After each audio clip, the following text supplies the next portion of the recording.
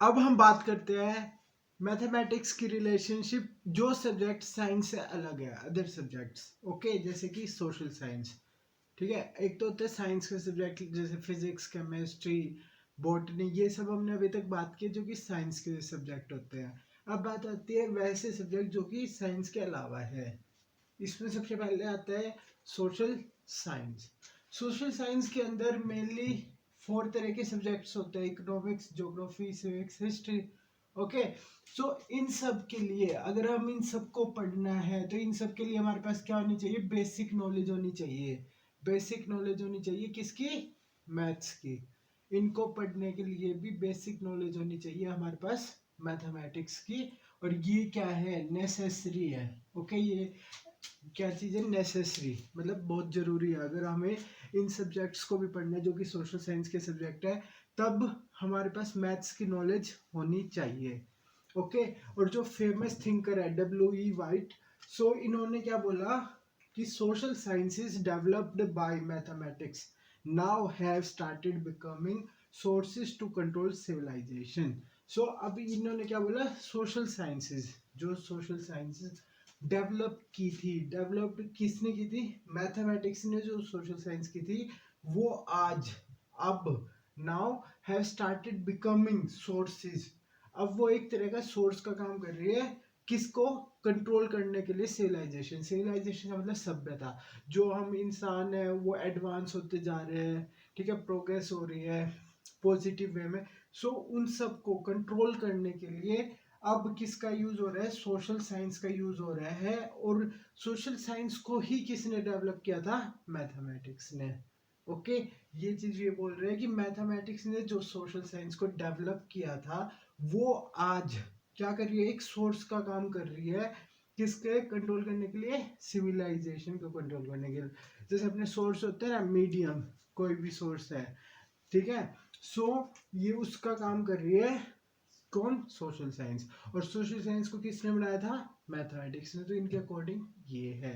अब हम बात करते हैं ज्योग्राफी। ठीक है, ज्योग्राफी फुल्ली डिपेंडेंट है मैथमेटिक्स पे। ओके, ये बिल्कुल डिपेंड करती है मैथमेटिक्स के ऊपर, बिल्कुल बिल्कुल। अब कैसे? अगर हमें जैसे लेंथ है रिवर्स की, ओके, कि एक रिवर इतनी बड़ी है, एक रिवर इतनी बड़ी है, तो वो कैसे पता चलता है?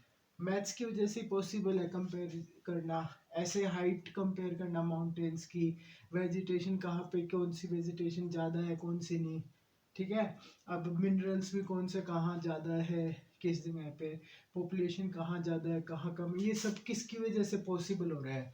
इन सब का कंपैरिजन पॉसिबल किसकी वजह से हो रहा है? मैथ की हेल्प की वजह से। और ये सब क्या है? ज्योग्राफी में आता है।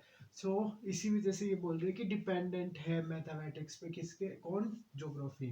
अब बात आती है अगर हमें अर्थ की शेप का पता लगाना है, formation of day and night, ठीक है, ओके, फिर उसके बाद टाइड्स, रेन, रेन, ठीक है, रेन कब होगी, टाइड्स, ठीक है, फिर उसके बाद या फिर रेन कितनी हुई है, इन सब का पता कैसे चल रहा है? मैथ्स की वजह से। फिर चेंज ऑफ सीजन की, कब कौन सा सीजन आ रहा है, क्लाइमेट कितना चेंज हो रहा है किसी कंट्री का, ये सब चीजें का पता लगाने के लिए नेसेसरी है मैथमेटिक्स का। ओके, सो मैथमेटिक्स की अगर हमें नॉलेज है तो हम इन सब का पता लगा सकते हैं। अब हम बात करते हैं मैथमेटिक्स की रिलेशनशिप इकोनॉमिक्स के साथ। ओके, सो अगर हमें नॉलेज गेन करनी है इकोनॉमिक्स की, इकोनॉमिक्स की अगर हमें नॉलेज गेन करनी है तो हमें मैथमेटिक्स आना ही चाहिए। ओके, ये है फर्स्ट पॉइंट। सेकंड, अगर हमें इकोनॉमिक्स, किसी कंट्री की इकोनॉमिक्स को देखना है, पढ़ना है, या फिर पोजीशन ऑफ करेंसी, उसकी जो करेंसी है उसकी पोजीशन कहाँ पे है, इंपोर्ट एक्सपोर्ट कितना हो रहा है, national development and saving scheme, जो इम्पोर्टेंट स्कीम्स होती है, ठीक है, बहुत सारी स्कीम आती है, आप देखते होंगे। सो इन सब के लिए ये सब क्या इकोनॉमिक्स का पार्ट होता है। और इन सब के लिए ये पॉसिबल ही कब होती है? ये सारी स्कीम पॉसिबल, ये स्कीम और ये सारी चीजें, पोजीशन करेंसी की, ठीक है, इकोनॉमिक्स किसी कंट्री की, ये सब पॉसिबल किसकी वजह से होता है? मैथमेटिक्स की हेल्प से, इन सब में हम मैथमेटिक्स का यूज करते हैं। ओके, सो मैथमेटिक्स की हेल्प की वजह से ये होता है पॉसिबल। फिर आता है उसके बाद जब हम इकोनॉमिक प्लानिंग कर रहे हैं, ठीक है, इकोनॉमिक प्लानिंग कर रहे हैं तो क्या होता है, डाटा कलेक्ट होता है कई तरह का, फिर उसको एनालाइज किया जाता है, देखा जाता है, ठीक है। एनालाइज करना मैंने आपको पहले भी बताया था, मैथ में जैसे एनालाइज क्या होता है, बिल्कुल डेप्थ में जाके उनको देखना, ठीक है, एक एक पॉइंट को समझना, फिर उनका देखना कि क्या किसकी वजह से क्या हो रहा है क्या नहीं, ठीक है। ये सब किसकी हेल्प की वजह से हो रहा है, मैथ्स की वजह से, ठीक है। और फिर उसके बाद आते हैं जो हम इकोनॉमिक्स के अंदर जो लैंग्वेज इकोनॉमिक्स है, हम जब किसकी टर्म्स में बात करते हैं, जैसे हम टेबल बनाते हैं, डाटा या फिर ग्राफ्स बनाते हैं, तो ये सब ये किसकी लैंग्वेज है, लैंग्वेज ऑफ मैथमेटिक्स, ठीक है। ये इकोनॉमिक्स में जब भी हम बात करते हैं टेबल्स की, डाटा की, ग्राफ की, तो ये सब क्या है, मैथ्स, मैथ्स ही तो आते हैं। अब अगर हमें मैथ में ग्राफ से हमने ग्राफ बनाने सीखे तभी तो हम यहाँ बना सकते हैं। ओके, सो इकोनॉमिक्स के लिए जो मैथमेटिक्स है काफी इम्पोर्टेंट है। अब बात आती है रिलेशनशिप मैथमेटिक्स एंड कॉमर्स की, ठीक है। सो अब जैसे टॉपिक है banks, production account of the progress of insurance, fixation of cost, advertisement, fixation of tax, ratio of profit, ठीक है। ये जितने भी टॉपिक है, अब आप ये मत सोचना कि इनके मीनिंग हमें याद करने या फिर इनके मीनिंग हमें पता होना चाहिए, तो ये कुछ नहीं, क्योंकि ये कॉमर्स की टर्म है, तो इन टर्म्स से हमें कोई मतलब नहीं है। हमें बस ये है इनके नाम, हम जैसे इतने सारे इनमें से किसी 5-6 का नाम याद कर लो एग्जाम में लिखने के लिए। Methods of investment and analysis of investment, production of previous years present production, ठीक है। सो ये सारे टॉपिक है, इनमें से देखो ये थोड़े बड़े बड़े भी होंगे, ये तो सिंपल है, ratio profit, advertisement, production, banks, ये सब इजी और ये हमें पता भी है, ठीक है। तो जो टर्म आपको ये लगे कि मुझे नहीं पता तो वो आप छोड़ दो, कोई जरूरत नहीं है, ठीक है। ये सब किसके अंडर आती है, कॉमर्स के अंदर, ठीक है। और इन सब को स्टडी करने के लिए, इन सब के लिए हमें क्या एसेंशियल है, मैथमेटिक्स, मैथमेटिक्स पढ़ना हमें बहुत जरूरी है। इन सब के लिए हमें मैथमेटिक्स की नॉलेज होना बहुत ही ज़्यादा जरूरी है, ठीक है। ये चीज़ हमें ध्यान रखनी है। फिर उसके बाद आता है अगर हमें फेयर ऑफ ट्रांसपोर्टेशन, जैसे हमें किराया है या फिर कोई रेट से किसी चीज़ के, ठीक है, इन सब की कैलकुलेशन के लिए भी हमें किसकी जरूरत पड़ती है, मैथमेटिक्स। सिंपल सी बात है, अगर हमें कोई भी चीज़ कैलकुलेट करनी है तो वो कैसे होती है, मैथ्स की वजह से। तो कहीं पे भी कैलकुलेशन पार्ट आता है तो वो मैथ वहाँ यूज होता ही होता है, ठीक है। फिर उसके बाद जो बिजनेस होता है बैंक्स का, जो बैंक होते हैं ना, उनका जो काम होता है वो डिपेंड करता है, जो थ्योरी है वो और जो एप्लीकेशन है वो किसकी, मैथमेटिक्स की। मैथमेटिक्स की जो थ्योरी है ना, एप्लीकेशन है जो हम मैथ में पढ़ते हैं, उन्हीं पे डिपेंड करता है बैंक, जो बैंक काम करता है ना, इन्हीं चीज़ों पे डिपेंड करता है सारा। सो ये टोटली डिपेंड होता है जैसे मैथ्स के ऊपर, मैथ्स की जो थ्योरीज होती है और एप्लीकेशन पार्ट होता है उनके ऊपर डिपेंड होता है। फिर उसके बाद जो स्टैटिस्टिक्स, हम स्टैटिस्टिक्स पढ़ते हैं मैथ के अंदर, स्टैटिस्टिक्स का जो यूज बढ़ता जा रहा है कॉमर्स में, बहुत ही ज्यादा होता जा रहा है, ठीक है। वो क्या प्रूव कर रहा है कि भी अगर हमें मैथ का नहीं पता, तो अगर हम किसी भी फील्ड में मतलब मैथ नहीं है, ठीक है, सो वो फील्ड क्या होगी, इनकम्प्लीट मानी जाएगी, ठीक है। जो कॉमर्स की कोई भी फील्ड है, जितनी भी फील्ड है, उनमें अगर हम मैथ को ना मान के चले कि मैथ का यूज है ही नहीं, तो इसका मतलब वो फील्ड कहीं ना कहीं इनकम्प्लीट है। इसका मतलब इस पूरी लाइन का ये है कि मैथमेटिक्स का यूज हर फील्ड में है।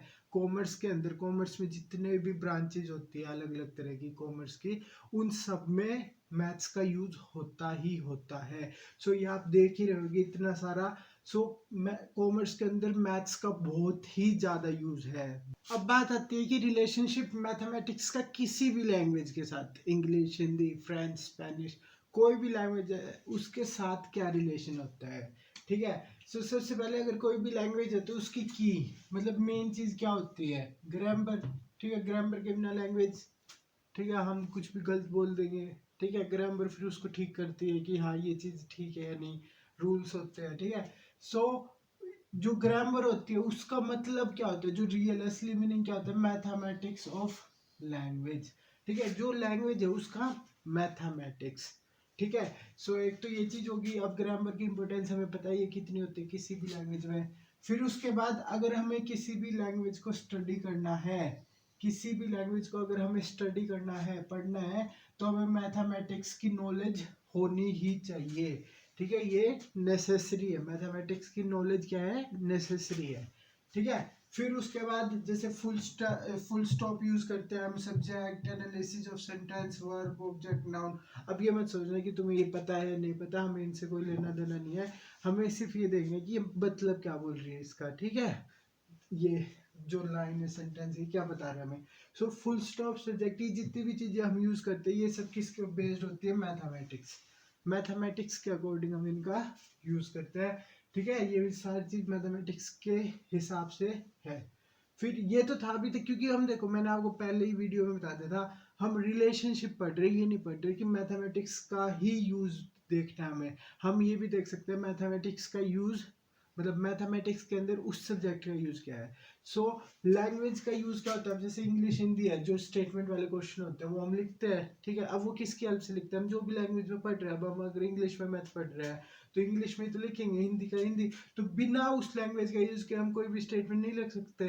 ठीक है, सो हम किसी भी सॉल्यूशन के लिए, हमें प्रॉब्लम को सॉल्व करने के लिए किसी भी लैंग्वेज का यूज करना नेसेसरी है, चाहे वो कोई भी लैंग्वेज हो, उससे कोई फर्क नहीं पड़ता, पर हमें लैंग्वेज की हेल्प लेनी ही पड़ती है। फिर उसके बाद जैसे कोई भी क्वेश्चन है, ठीक है, ऐसे सेम, ये तो सॉल्यूशन के लिए सेम क्वेश्चन है। अगर क्वेश्चन हमें लिखना है तो हम कोई ना कोई लैंग्वेज तो यूज करेंगे ना। ठीक है, तो वो उसके लिए भी हमें लैंग्वेज की जरूरत है। सो मैथमेटिक्स के अंदर भी लैंग्वेज का बहुत ज्यादा यूज है, और लैंग्वेज में भी मैथमेटिक्स का यूज है।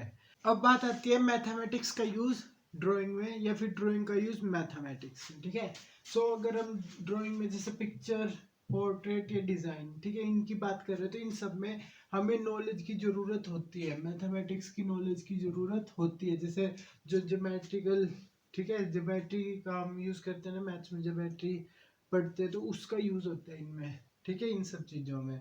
ये तो हो गया मैथ्स का यूज ड्राइंग के अंदर।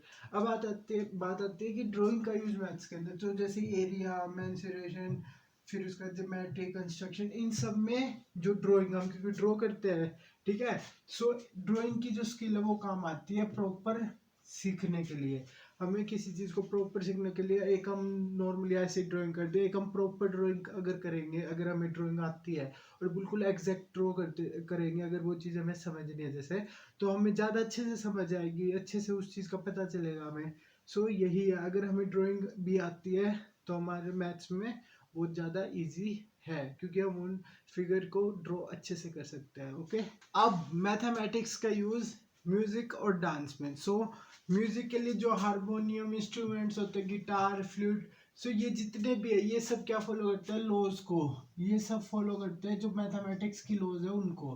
ठीक है, जैसे मैथमेटिक्स में कोई भी लॉ बना दिया मैथमेटिक्स का कोई, ठीक है, सो उसमें उनको ये फॉलो करते हैं। ठीक है, जब ये इंस्ट्रूमेंट्स जब ये बनते हैं तो उस टाइम पे इनका यूज किया जाता है, या फिर जब ये बजाते हैं तब भी मैथ्स का यूज होता होगा। ठीक है, सो इन सब में मैथमेटिक्स लॉज को फॉलो किया जाता है।